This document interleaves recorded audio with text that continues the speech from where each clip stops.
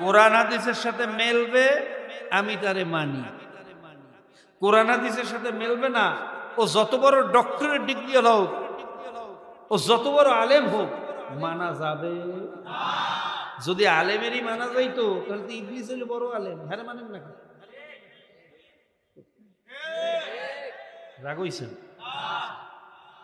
আলেম হইলি যদি তাকে অনুকরণ করা যাইতো তাহলে ইবলিস বড় আলেম না? আবুল ফজল ছোট আলেম?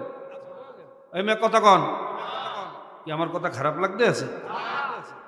ফজিলতের বয়ান তো শুনছেন বহু, মিডা মিডা বয়ান, এই আমল করো ওই সোয়াব, ওই আমল করো ওই সোয়াব, পাহাড় পরিমাণ সোয়াব, আসমান জমিন বরাবর সোয়াব। এত সোয়াব রাখবেন কই? ইমানের দি তলা ভুডোই রয়েছে। কত কয় না কা? ইমানের তলা কি ঠিক আছে না ফুডা হইছে?